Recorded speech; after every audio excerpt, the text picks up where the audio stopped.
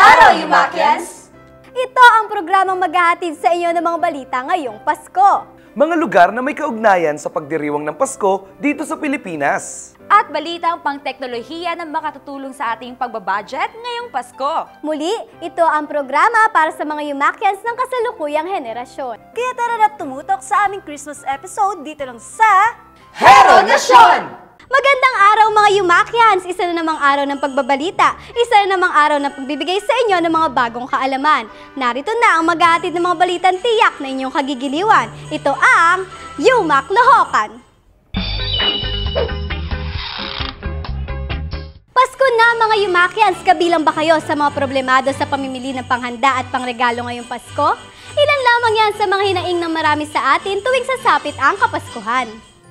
Kasabay ng papalapit na pagdating ng Kapaskuhan, ang pagtaas ng presyo ng bilihin ng mga karaniwang pagkain tuwing Noche Buena.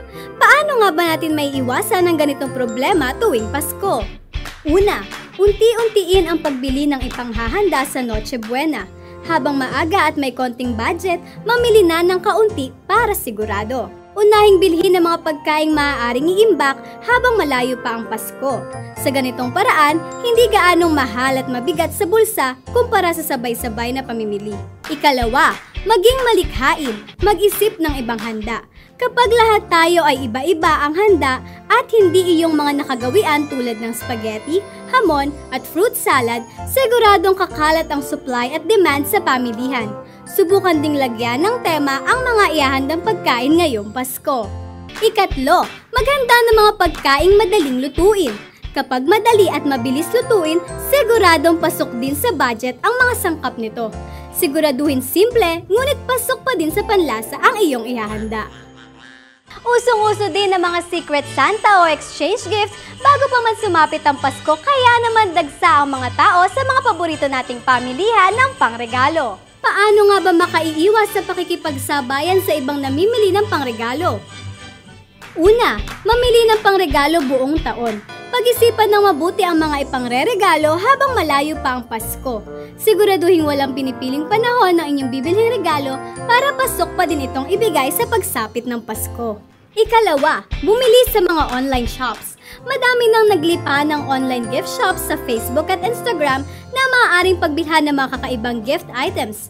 Hassle-free na dahil hindi mo na kailangang umalis ng bahay para mamili. Siguraduhin lang na mag-iingat sa mga bogus sellers. Ikatlo, samantalahin ang mga sales at bazaars. Taon-taon ilang sales at bazaars ang idinaraos ilang araw bago magpasko.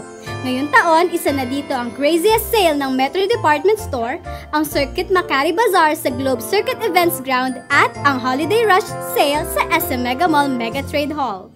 Mga Yumakians, isa na namang araw ng pagbabalita at paghatid sa inyo ng mga bagong kaalaman ang nagdaan. Dito na nagtatapos ang ating edisyon para sa taong ito. Kaya naman muli ninyo kaming abangan sa susunod na taon. Ako si Zaira Danyas na bumabati sa inyo na maligayang Pasko at maligong bagong taon. Muli, ito ang Yumak Lohokan, ang maghatid mga balitang tiyak na inyong kagigiliwan. Susunod na ang F2 Feature. Magandang araw, Yumakians! Isang panibagong paglalakbay na naman ang ihatid namin sa inyo. Mga lugar na may saysay at nanatili na sa ating mga puso. Kaya tara na't makilakbay, maksaya at makaalam dito lang sa F2 Feature.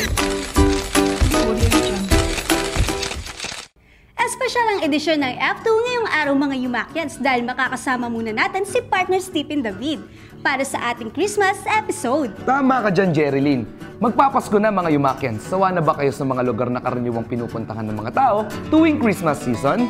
Kung ganoon, narito ang isang pausbong na Christmas destination na maaari ninyong puntahan. Makikita ang Taguig Living Christmas Village malapit sa Taguig Hall of Justice at Taguig City University sa Upper Bicutan. Nagsimula ito noong taong 2012 at bahagi ito ng Ang Pasko sa Taguig ay Pag-ibig, programa sa ikatlong taon nitong ngayong 2014. Eco-friendly rin ang Christmas Village na ito dahil sa karamihan sa mga disenyo nito ay gawa sa dahon ng water lily at iba pang recycled materials. Saan ka pa makakahanap ng lugar na pwedeng puntahan sa Pasko na bago sa paningin natin? Dagdag sa kasiyahan at kagandahan ng Taguig Living Christmas Village, ang mga taong nagbibihis ng iba't ibang karakter pang Pasko. Tulad na lamang ng prinsipe, prinsesa, Christmas elf, at iba pa. Mga Yumakians, nagustuhan ba ninyo ang lugar na itinampok natin ngayon? Abangan pa ang mga susunod na aming itatampok. Yumakians, kayo ay nakilakbay, nakasaya at nakailam dito lang sa F2 Feature! What's up mga Yumakians? Ito muli si Diane Kane, ang maghahatid sa inyo ng mga latest apps na siguradong magagamit ninyo para sa matalinong pag-budget ngayong Pasko. Handa na ba kayo para sa ating featured smartphone application ngayong araw? Tutok lang dito sa What's Up? What's Up?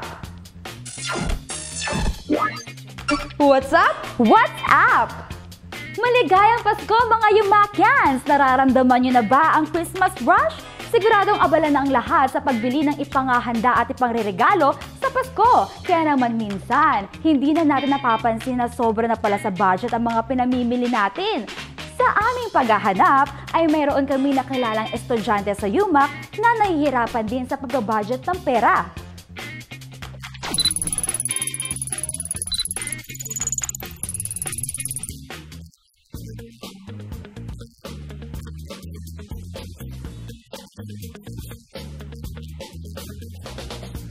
Ayan naman pala mga dahilan kung bakit nahihirapan tayo sa pagbabudget.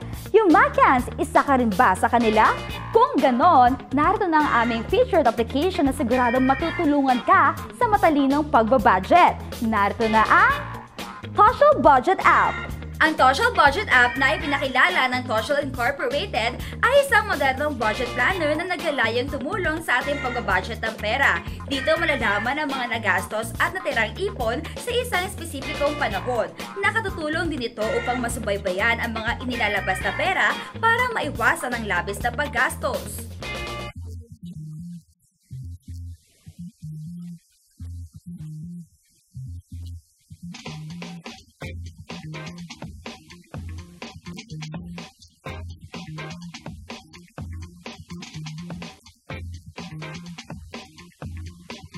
Ang Social Budget App ay available sa iOS, Android at Windows Phone. Gayunpaman, huwag natin kalimutan na anumang budget app ang ating gamitin, sa huli, sa sarili pa rin natin magmumula ang disiplina sa paggastos. Ako si Diane Kane para sa What's Up? What's Up? Maligayang Pasko at maraming salamat sa pagtutok. Ayan mga Yumakians, dito na nagtatapos ang ating programa at ang first season ng Hero Nasyon. Magpapasko na kaya dapat maging matalino sa pagbabudget, pamimili at pagpunta sa mga matataong lugar. At syempre, huwag nating kalilimutan ang tunay na diwa ng Pasko at iyan ang pagmamahalan at pagbubuklod-buklod ng isa't isa. Kaya naman sa ngalan ng Big Team Productions, Maligayang Pasko at manigong bagong taon sa inyong lahat! Muli, ito ang programa para sa Yumakians ng kasalukuyang henerasyon. Sana may natutunan kayo sa ilang minuto nating pagsasama-sama. Kaya naman muli kayong tumutok sa susunod naming episode. at abangan pa ang mga susunod naming ihahandog. Ito ang Hero Nasyon!